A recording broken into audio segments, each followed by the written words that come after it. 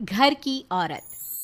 कहते हैं ना, घर दीवारों से नहीं, उसके अंदर रहने वाले लोगों से बनता है। लेकिन क्या हो जब घर के लोग ऐसे हो? सारा दिन खाती रहती हो, सोती रहती हो, कोई काम नहीं है तुम्हारे पास। ऊपर से बहू के आ जाने के बाद तो तुम और निकम्मी हो गई हो। दिखावे के लिए हाथ में माला पकड़ ली है, बाकी कोई काम नहीं करती। अरे कैसी बात कर रहे हैं? अब तो बहू आ गई है, अब तो मेरी बेइज्जती करना बंद कर दीजिए। जैसे तैसे मेरी तो जिंदगी कट गई गालियां खा खा कर। अरे उस बेचारी को तो छोड़ दीजिए। तभी बेटे के जोर जोर से चिल्लाने की आवाज आती है। कहा था ना तुमसे रिजाइन कर दो, क्यों नहीं किया? और ये पर्स लटका कर कहाँ निकली? चलो कमरे में काम करो घर का। बहू बेटे की लड़ाई सुनकर सास ससुर बाहर आ जाते हैं। सामने खड़ी होती है नई नवेली बहू रीमा। देख लीजिए माँ जी, शादी से पहले तो मेरे माँ पापा के सामने कहा था कि शादी के बाद नौकरी करने देंगे, लेकिन अब क्या कह रहे हैं? तो तुम माँ जी को क्यों बोल रही है बहू?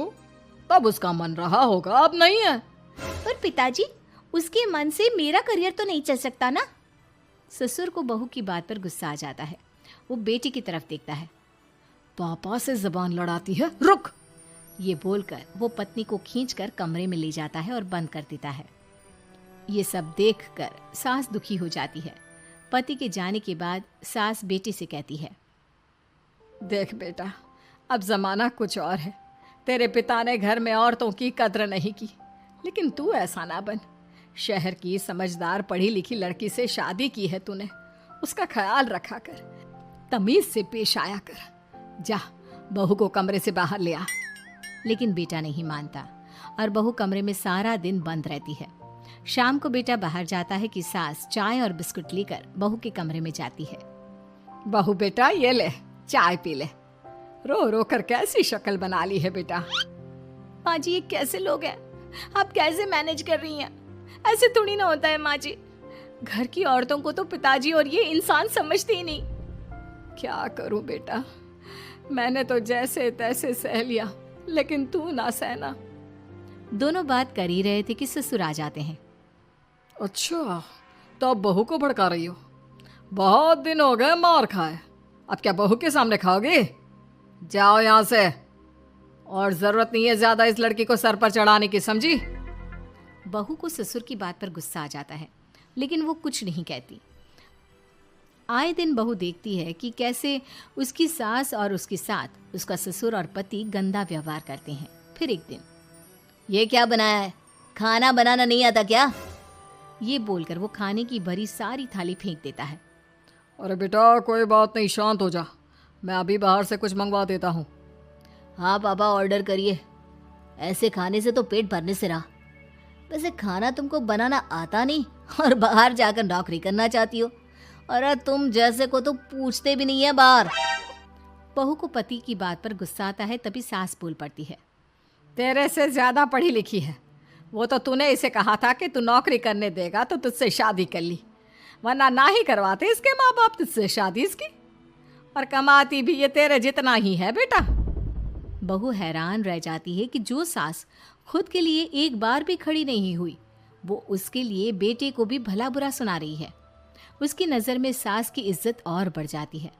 वो सास को देखकर ये सब सोच ही रही थी कि उसके कान में एक जोर से चांटे की आवाज आती है। किसको किसको मार पड़ी? वो देख ही रही होती है कि उसकी नज़र जमीन पर बैठी सास पर पड़ती है। अभी तो धीरे से मारा, फिर जुबान खोली ना तो ऐसा मारूंगा कि कान के पर्दे फट जाएंगे। सास रो रही थी। बेटा और पति वहां से चले जाते हैं। पिताजी, अच्छा किया माँ को जोर का चांटा लगाकर। आगे से जबान खोलने से पहले 4 बार सोचेंगी। बड़ी आई। दोनों हंसते हुए वहां से निकल जाते हैं। बहू सास को उठाती है और पानी देती है। मैंने ये दिन रोज देखे हैं बहू, लेकिन तू नहीं सहना। तू अपना जीवन अपने अनुसार जीना। शादी के वक्त मैंने तेरी माँ से बात करने की कोशिश की थी, उन्हें बताया था, लेकिन वो नहीं मानी। बहू सास को पकड़कर रोने लगती है। वो इसलिए नहीं मानी क्योंकि वो मेरी सगी माँ नहीं है। माँ जी, जिस तरह से आप मेरे लिए खड़ी हुई हैं ना, मेरी माँ भी नहीं हुई।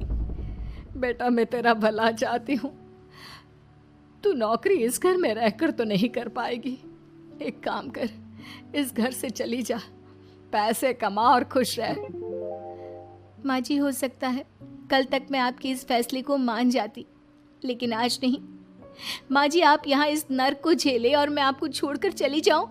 नहीं, कभी नहीं।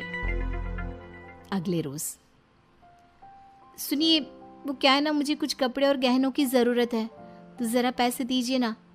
अब आप घर के मर्द हो तो पैसे तो आपसे ही मांगूंगे ना, बुरा तो नहीं लग रहा ना आपको? नहीं नहीं, बुरा क्यों लगेगा, ये लो कार्ड, कर लेना शॉपिंग। अगले रोज, बिजली का बिल आया है 10,000 का, भर दीजिएगा। इतना बिल कैसे आ गया? बेटा वो क्या है ना, सारा दिन बहू घर में रहती है तो कमरे में एसी और टीवी चलता रहता है। अब कम से कम बाहर जाए तो 4 पैसे कमा कर लाए, लेकिन हम लोगों को थोड़ी ना औरत की कमाई खानी है, वो तो मर्द ही करता है ना। पति पर्स देखता है और फिर हाँ माँ, ठीक बोल रही हो, खैर चलता हूँ, ऑफिस का वक्त हो गया है। पति ऑफिस से पिता को फोन करता है। पापा, घर के खर्चे तो बढ़ते ही जा रहे हैं, ऊपर से महंगाई आप देख रहे हैं। मैं सोच रहा हूँ क्यों ना मीना को नौकरी के लिए हाँ कर दूँ, 4 पैसे ही लाएगी ना घर में। वो तो तू ठीक बोल रहा है, लेकिन ये औरत की जात, कल को 4 पैसे कमाने लगे तो ये नहीं कि सर पर चढ़कर नाचे। हाँ पिताजी, बात तो सही है, वो तो आप हैं जो माँ को मुट्ठी में रखा है, वरना मेरी वाली तो। खैर, सोचते इस बारे में।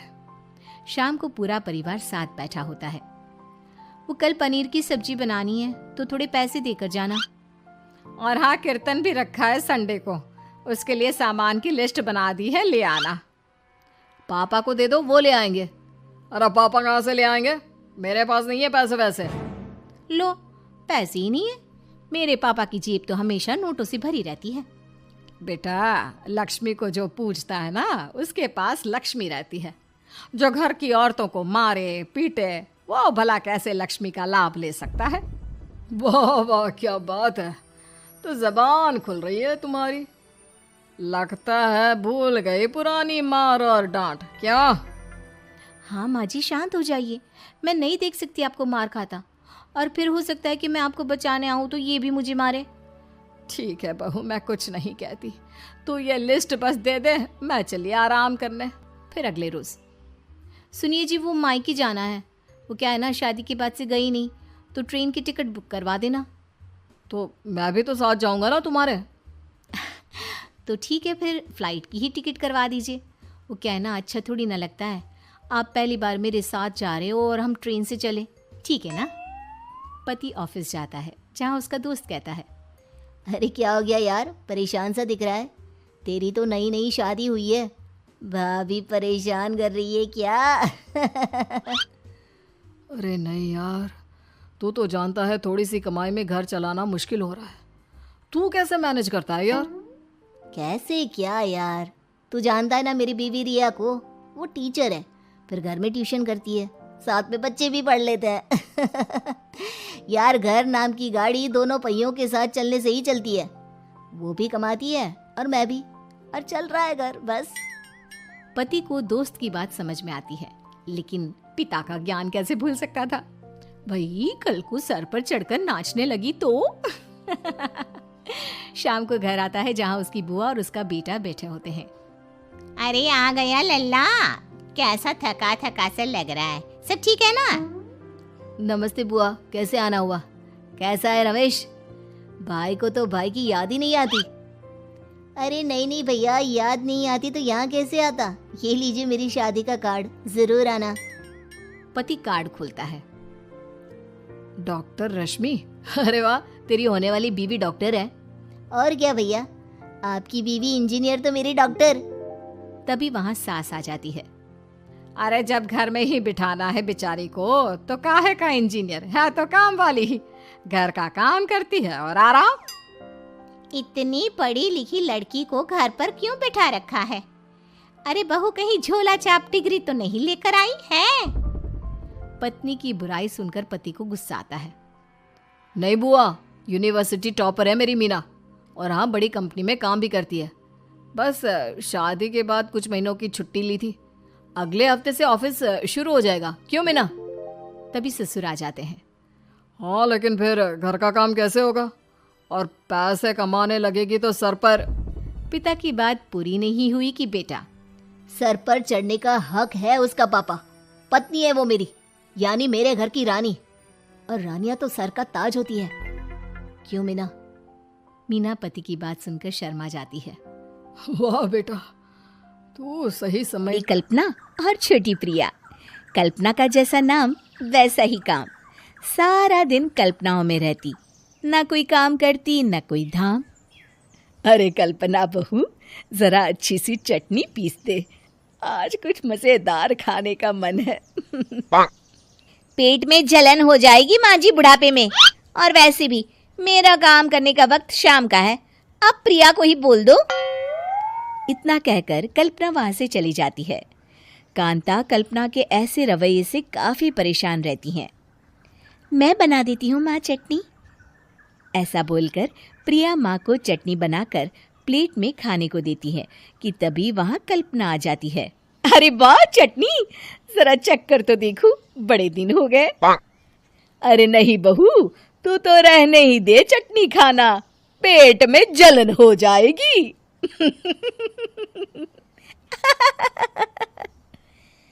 इतना कहकर कांता और प्रिया दोनों हंसने लगते हैं।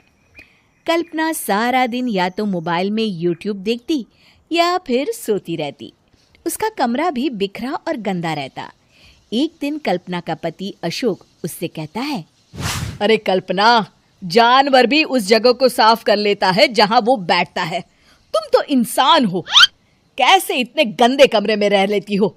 देखो सारा सामान यहाँ वहां बिखरा पड़ा है। ज्यादा अपनी माँ का बोल ना बोलो। हाँ, कमरा तुम्हारा भी तो है, गंदा लग रहा है तो साफ कर लो। पता नहीं तुम्हारे साथ मैं कैसे जिंदगी बिताऊंगा। इतना कहकर अशोक वहां से चला जाता है। कल्पना बस खाना खाने कमरे से बाहर आती और फिर से कमरे में चली जाती। इससे कांता बहन काफी परेशान रहती। एक दिन प्रिया कांता से कहती है, माँ, मैं सारा दिन काम करके थक जाती हूँ। आप कल्पना दीदी से कहिए ना कि सुबह और शाम का काम बांट ले। मैं तो अब सिर्फ एक वक्त का ही काम करूँगी। हाँ। अरे तू वो भी ना करना, एक बहू तो काम चोर थी ही, दूसरी भी आ गई काम ना करने के बहाने लेकर। तभी वहां प्रिया का पति रमेश आ जाता है। माँ, मैं देख रहा हूँ भाभी कोई काम नहीं करती। प्रिया सारा दिन घर और रसोई का काम करती है, अब कुछ करो ना माँ। कांता मन में कुछ सोचती है और कल्पना के पास जाती है। कल्पना फोन पर मेकअप करना देख रही होती है। कल्पना, तुम सारा दिन बस मोबाइल देखती हो, घर का कोई काम भी कर लिया करो। प्रिया सारा दिन काम करके थक जाती है। आज से मैंने फैसला किया है, एक वक्त का काम तुम करोगी, सुबह का खाना तुम बनाओगी और रात का प्रिया। आप लोगों ने काम को हवा बना रखा है। अरे पता नहीं थोड़ा सा ज्यादा काम करने में आप लोग घबरा क्यों जाते हैं। और हाँ, बहुत ज्यादा प्रिया की तारीफ मत करिए मेरे सामने, बड़ी बहू तो मैं ही रहूंगी। मैं कुछ नहीं जानती, कल सुबह मुझे वक्त से खाना चाहिए, रसोई में आ जाना, वरना कल से तुझे खाना नहीं मिलेगा। अगली सुबह कल्पना रसोई में नहीं आती है। वो देर से सोकर उठती है और बाहर आकर कहती है, अरे भूख लगी है, आज खाने में क्या है? इतनी देर हो गई, आज किसी ने मुझे उठाया भी नहीं, पता नहीं कहाँ है सब। कल्पना को घर में कोई नहीं दिखता। वो रसोई की तरफ जाती है जहां बड़ा सा ताला लगा होता है। अरे रसोई में ताला! ओ, मैं तो भूल ही गई थी। माँ ने आज से सुबह का खाना मुझे बनाने को कहा था। हे भगवान, इतने लोगों का खाना बनाना क्या आसान है? तभी घर के सारे सदस्य बाहर से वापस आते हैं। वाह माँ जी, मजा आ गया छोले भटूरे खाकर। मेरे मुंह में तो अभी भी स्वाद आ रहा है। अरे कल्पना, तेरे भरोसे रहते तो हम तो भूखे ही रह जाते। कल्पना को बहुत गुस्सा आ जाता है। अब बहुत हो गया, आज से मैं अपनी रसोई अलग कर रही हूँ, मैं अपना खाना खुद बना लिया करूंगी। कल्पना अपनी रसोई अलग कर लेती है, पर आए दिन उसका देर से उठना और काम न करने की आदत से वो भूखी ही रह जाती थी। उसी के सामने घर के लोग अच्छे अच्छे पकवान खाते और कामचोर कल्पना को जैसे तैसे ही खाना बनाकर खाना पड़ता। पर एक दिन तो हद ही हो गई। माँ, दीदी आज सुबह से कमरे से बाहर नहीं निकली, हमें जाकर देखना चाहिए। सो रही होगी कामचोर कहीं की, पर तुम कहती हो तो चलो देख लेते हैं उसे। कल्पना कमरे में पेट पकड़कर बैठी होती है। हाय मेरा दर्द, पेट दर्द के मारे मर रही हूं मैं।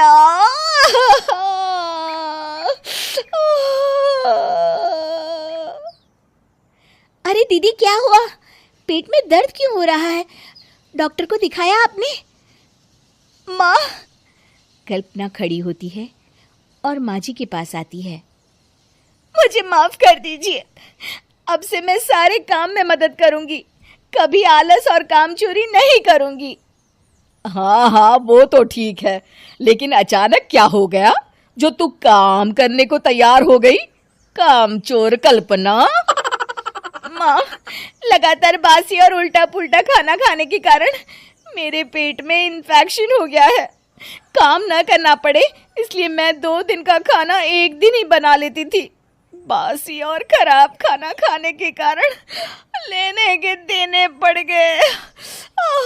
पेट में दर्द हो रहा है। चलो अच्छा हुआ, देर आए दुरुस्त आए।